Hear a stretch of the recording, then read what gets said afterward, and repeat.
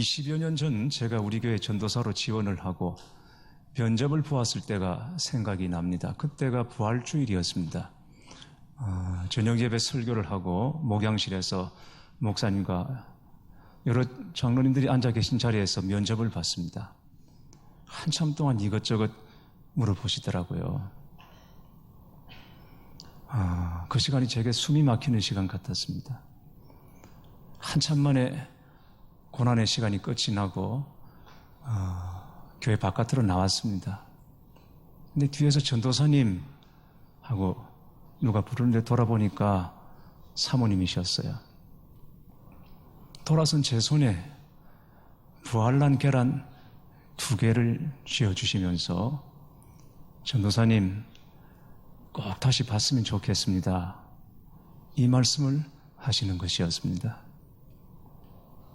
사실 저는 그날 목사님과 장로님들이 제게 뭘 물어보셨는지 하나도 기억이 안 납니다.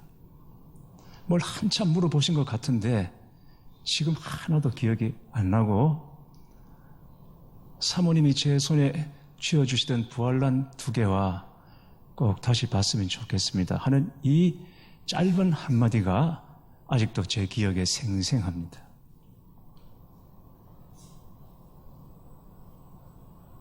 누군가와 만나 한참 이야기를 나누다가 헤어질 때 잠깐 하고 다시 돌아서서 나누는 건 짧은 이야기는 자리에 앉아서 차를 몇 잔 리필해가며 나누었던 오랜 대화보다도 훨씬 더 중요한 이야기일 수가 있습니다.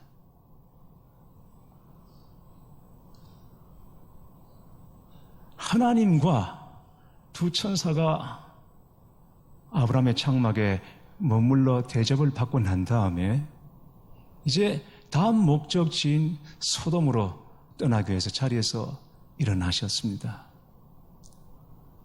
아브라함은 하나님 일행을 전송했습니다. 그런데 소돔으로 향하시던 하나님이 갑자기 돌아서서 한 이야기를 전해주십니다. 17절에 여호와께서 이러시되 내가 하려는 것을 아브라함에게 숨기겠느냐. 하나님께서는 옛날부터 선지자들에게는 숨김이 없이 자신을 다 열어주시고 계시해 주시고 그래서 주의 마음과 주의 계획과 주의 말씀을 대언하게 하셨죠. 이걸 예언이라고 하는 것입니다. 말씀을 맡겨주시는 것입니다. 열어주시는 것이죠. 그랬던 것처럼 아브라함에게도 하나님의 계획을 숨김없이 말씀해 주시겠다는 것입니다. 도대체 어떤 중대한 말씀을 하시려고 가던 걸음을 멈추시고 다시 돌아서신 것일까? 지금까지 하나님은 아브라함에게 계속 자식에 관한 이야기만 하셨습니다.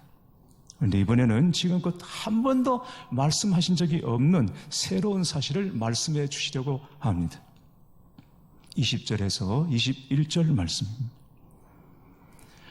여호와께서 또 이러시되 소돔과 고모라에 대한 부르짖음이 크고 죄악이 심히 무거우니 내가 이제 내려가서 그 모든 행한 것이 과연 내게 들린 부르짖음과 같은지 그렇지 않은지 내가 보고 알려하노라. 새로운 말씀은 소돔과 고모라에 대한 말씀이었습니다. 소돔과 고모라에 대한 죄악이 너무 크고 심각해서 하나님이 그 사실을 친히 알아보시기 위해서 가시던 중이라고 말씀하신 것입니다. 말하자면 소돔과 고모라에 대한 심판의 메시지인 것입니다. 교회 여러분, 여기서 우리는 중요한 사실 하나를 알 수 있습니다. 뭔가 하면 죄는 부르짖는 소리가 있다는 것입니다. 죄는 그냥 가만히 있지를 않습니다. 우리가 죄를 지으면 죄는 소리를 지른다는 것입니다. 창세기 4장에 보면 가인이 동생 아벨을 쳐 죽입니다. 사람이 아무도 보지 않은 빈들로 데리고 가서 거기서 동생 아벨을 죽입니다. 아무도 없는 인적이 없는 빈들로 아벨을 데려갔다는 것은 나름대로 증거를 인멸하고 알리바이를 만들기 위해서 그랬습니다. 그런데 하나님께서 가인에게 뭐라고 말씀하십니까? 내 아우의 핏소리가 땅에서부터 내게 호소하느니라. 네 아우의 핏소리가 땅에서부터 내게 호소하느니라. 억울하게 죽은 네 아우의 핏소리가 너의 죄를 고발하느니라. 이런 말씀인 것입니다. 이 세상에 죄를 짓게 되면 그로 인해 피해를 입은 사람들의 부르짖는 소리가 하나님의 귀에도 들리게 되는 것입니다. 남을 억울하게 하고 눈물을 흘리게 하고 고통을 주면 그 고통은 그냥 있는 것이 아닙니다. 그 고통하는 소리가 하나님의 귀에 들립니다. 사랑하는 교회 여러분, 다른 사람을 억울하게 하지 마십시오. 다른 사람 눈에 눈물을 흘리게 하지 마십시오. 고통당하게 하지 마십시오. 왜냐하면 그 죄가 하나님의 귀에 들리기 때문입니다. 죄는 부르짖습니다. 하나님께서 소돔과 고모라에서 부르짖는 그 죄가 어떤지 직접 내려가서 보시겠다고 말씀하셨습니다. 이게 무슨 뜻일까요? 하나님께서 직접 소돔과 고모라에 내려가셔서 보시겠다. 하늘에서 소돔까지 거리가 너무 멀어서 정확하게 들을 수 없고 볼 수 없기 때문에 직접 내려가서 더 정확하고 자세하게 확인해 보겠다? 이런 뜻이겠습니까? 그럴 리가 없습니다. 이건 하나님의 강한 의지의 표명입니다. 소돔과 고모라를 반드시 심판하시겠다.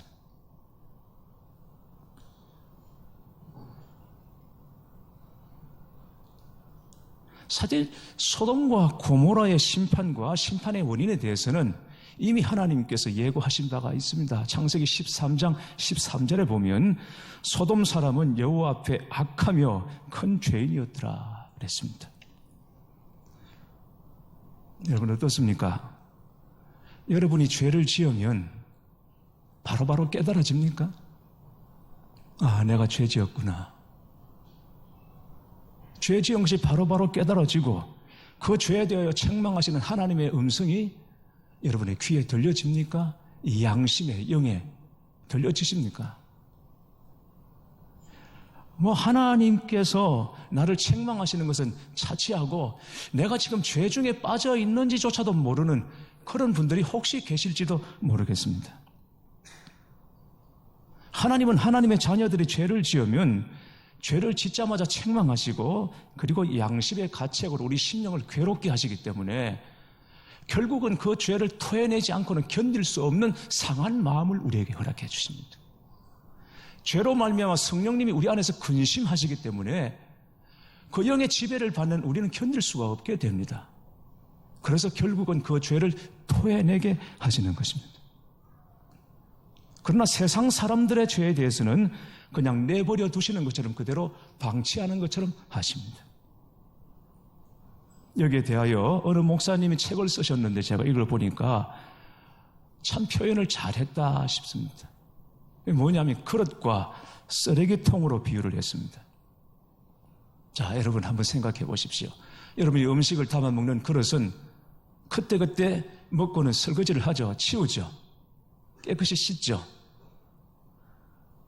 혹시 모르겠습니다. 오늘 주일이라서 예배 오시느라고 바쁘셔서 식사를 하시고는 그냥 통에 담가놓고 오신 경우도 있겠지만 그 일주일 내내 두시는 분은 안 계실 거예요.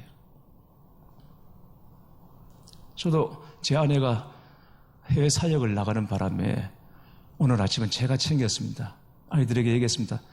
차리는 거는 내가 했으니까 치우는 거는 너희들이 하라. 그리고 왔습니다. 모르겠습니다. 그대로 쌓여 있는지 치웠는지는 가봐야 알겠습니다. 우리가 음식 먹는 그릇은 그때그때 씻고 설거지를 하고 말려서 또 쓸 수 있도록 하는 거죠. 그러나 쓰레기통은 그렇게 하지 않습니다. 쓰레기통을 매 때마다 매 시간마다 매일마다 씻는 분들이 혹시 계십니까, 여러분? 여러분 댁에서 매일 하시는 일이 쓰레기통 씻는 분들이 계세요? 그런 분들이 계시다면 상담이 필요한 분들입니다.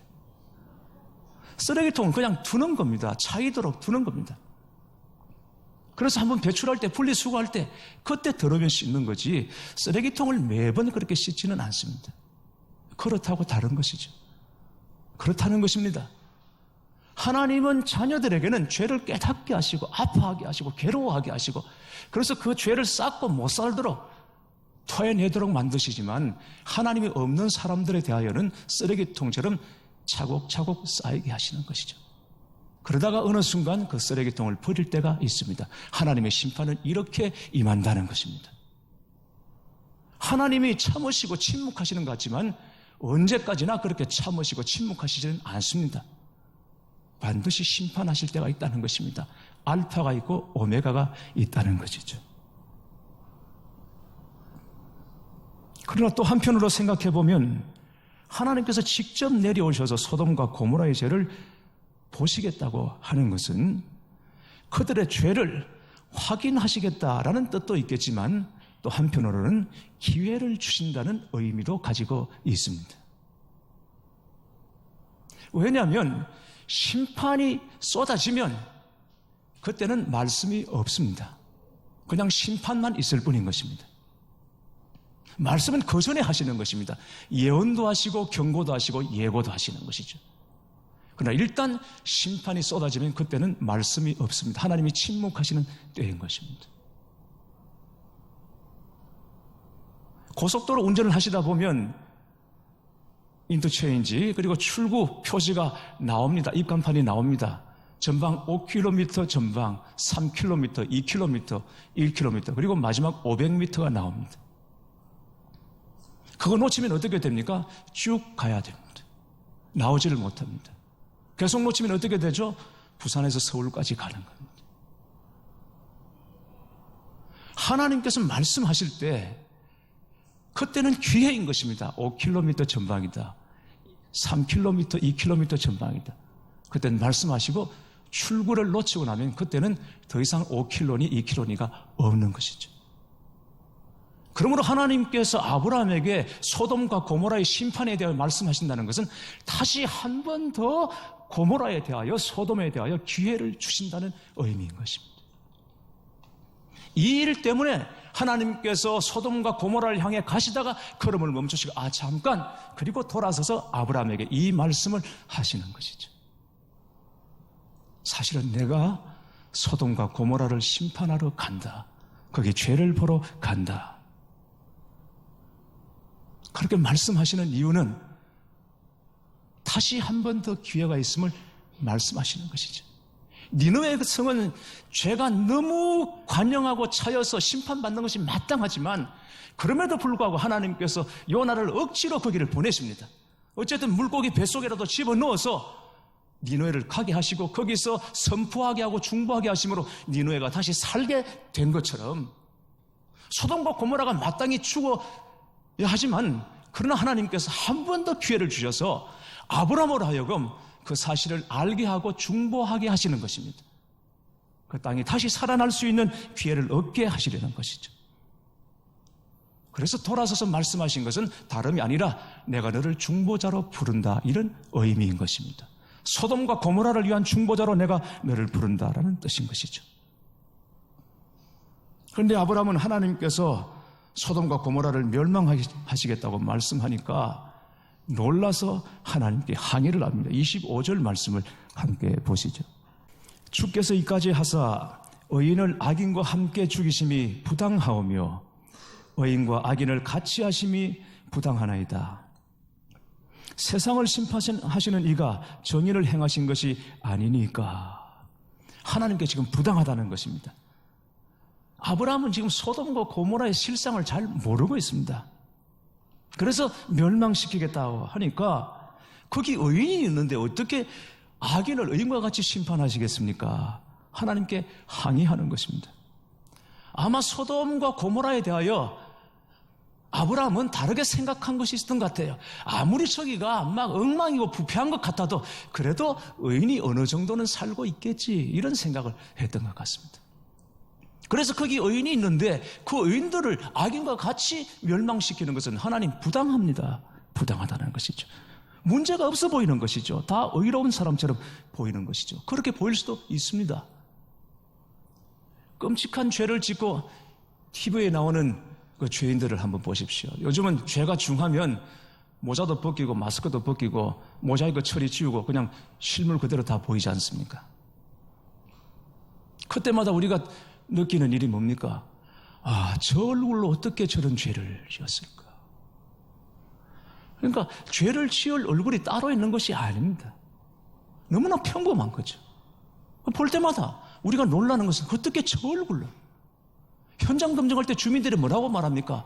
너무 얌전하고 너무 착한 사람이었다고. 주민들이 다 그렇게 말하는 거죠. 정말 모르는 것입니다. 얼마 전에 목사이자 신학대학 교수 한 사람이 중학생 딸을 때려서 죽인 다음에 1년 동안이나 집안에 시신을 감추어 두었던 일이 발각이 되어서 세간을 경악해 한 일이 있었습니다. 아니, 어떻게 목사가, 어떻게 박사 학위를 받은 신학대학 교수가 그럴 수 있냐고. 여러분, 제가 목사로서 목사를 두둔하는 것도 아니고 신학대학 교수 박사를 두둔하는 것도 아니지만 소용이 없습니다. 목사든지 교수든지 그 자리가 사람을 지켜주는 것이 아닙니다. 누구라도 날마다 깨어서 하나님을 바라보는 것이 아니라면 목사도 교수도 박사도 아무것도 자신을 지키지 못하는 것입니다. 장사가 없습니다. 유해가 없습니다. 다 넘어지게 되어 있는 것이에요. 죄를 지을 사람, 죄를 지을 얼굴이 따로 있는 것이 아니라 다 평범한 사람들이죠. 그래서 아브라함은 몰랐습니다. 적어도 하나님은 그렇게 말씀하실지 몰라도 그러나 저 성에 의인이 있을 것이다. 그런데 그 의인들과 악인들을 어떻게 같이 심판하실 수 있냐고 하나님께 따지고 항의하는 거죠. 당당하게 말하는 거죠. 주께서 이같이 하사 의인을 악인과 함께 죽이시면 부당하오니, 마치 자신이 하나님인 것처럼 그렇게 따지고 있는 것입니다. 그래서 하나님께 아브라함이 제시한 카드가 의인 50명이었습니다. 의인 50명이 있으면 그 50명을 보시고 이 도성을 멸망하지 않으시겠습니까? 라고 제시했을 때 하나님은 너무나 쉽게 오케이 하셨습니다. 그러자 아브라함이 조금 걱정이 됩니다. 자신의 생각과 예상과 달리 하나님께서 너무 쉽게 그러라고 하시니까 한번 찾아보자 하시니까. 그래서 하나님 5명 깎으면 안 될까요? 역시 하나님께서 그렇게 하자는 것입니다. 점점 근심이 깊어집니다. 아브라함이 고민하다가 하나님 40명 안 될까요? 하나님 역시 아브라함의 요구를 기꺼이 들어주십니다. 그렇게 6차례에 걸쳐서 30명, 20명, 마지막 10명까지 의인의 수를 줄여갑니다. 왜 아브라함이 10명에서 그쳤을까요?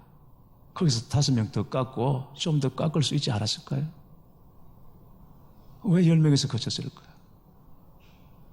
아브라함은 정말 100번 양보해도 마지막으로 10명 정도는 있을 줄 알았습니다. 소돔과 고모라에. 그리고 여러분, 아무리 악해도 의인 10명은 있어야 그 성에 소망이 있는 것입니다. 그 공동체에, 그 교회에. 그런데 결국은 그 10명을 찾지 못하게 된 것이죠. 오늘 말씀에서 우리가 꼭 기억해야 할 것이 있습니다. 어떻게 보면 아브라함이 굉장히 하나님 앞에 당돌하고 그리고 무례하고 불경스럽게 보입니다. 하나님과 숫자 게임을 하는 것처럼 보입니다. 하나님과 타협하고 거래하는 것처럼 그렇게 보일 수 있습니다. 50명 제시했다가 45명, 40명, 30명, 20명, 10명까지 하나님 붙잡고 그냥 숫자 게임을 하는 것처럼 하나님께 이래서는 안 되는 거지 않습니까? 그런 것처럼 보입니다. 네, 여러분, 이건 아브라함의 기도입니다. 끈질긴 아브라함의 기도였습니다.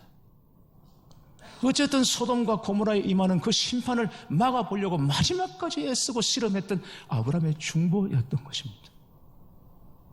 아브라함이 소돔과 고모라를 끌어안고 그렇게 중보했던 것은, 하나님 앞에서 정말 실험했던 것은 자기가 사는 인근 도시이기도 하지만 더 중요한 것은 거기에 롯이 살고 있었기 때문인 것입니다. 롯이 누구입니까? 아브라함의 조카죠. 그런데 정말 별 볼 일 없는 사람, 변망덕한 사람, 믿음의 사람이 아니었어요. 둘 사이에 갈등이 있을 때 자기가 먼저 좋은 쪽 택해서 갔습니다. 거기가 소돔이요 고모라였습니다. 이런 사람을 위해서 끝까지 매달릴 필요가 있겠습니까, 여러분?